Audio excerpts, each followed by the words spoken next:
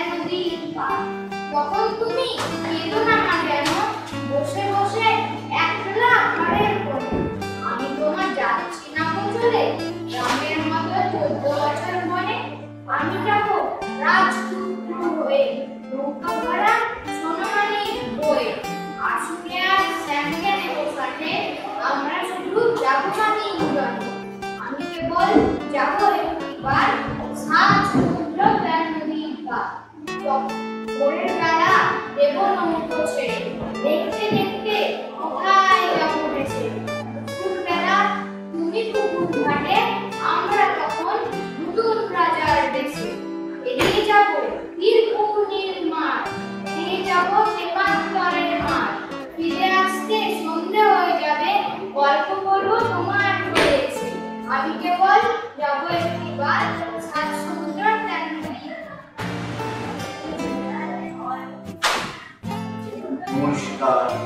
আর আয়েশে শ্রাবণ কবিগুলোকে প্রণাম জানিয়ে আজকে আমার নিবেদন সোনার তরি গগনে গরজে ঘন বর্ষা আমি এত বসিয়াছি নাকি ভরসা রাশি রাশি ভরা ভরা ধান পাতা হলো সারা ভরা নদী তুলু ধারা বড় বর্ষা কাটিতে কাটিতে থাক এলো বর্ষা একখানি চোখে আমি একেলা চারিদিকে বাঁকা জল করিতে খেলা বড় পরে দেখি আঁকা তোর সাজা বসি মাখা রং খানি মেঘে ঢাকা তোমার বেলা এই পারে যে চোখে আমি একেলা গান গেই দৌড়িবে কে আসে বাড়ি দেখি যেন মনে হয় চিনি উহারি ভরা পারে চলে যায় কোন দিকে নাকি চায় ঢেউ তুলে নিরুপায় আগে দুধারে দেখি যেন মনে হয় চিনি উহারি ওগো তুমি কোথায় যাও কোন বিদেশে বাড়ি ফেরাও ঘুরে ঘুরি দেশে যেও দেখা যেতে চাও তারই খুশি তারে দাও শুধু তুমি নিয়ে যাও দেশে কত চাও আমার সোনার গান উড়ে এসে যত চাও তত লাও করণী পড়ে আর আসি আর নাই এই চিত্রে এত কাল করে যাহারি চুর করে সকলে দিলাম তুরে হরে বিকার এখন আমারে লব করুণা করে খাই নাই তোর দেশে তরি আমার সোনার ধানি দিয়েছি আবন গগন ফিরে ঘনমে ঘুরে ফিরে শূন্য দলের তীরে গহীন ঘুরে যাহা ছিল নিয়ে গেল সোনার তরি যাহা ছিল নিয়ে গেল সোনার তরি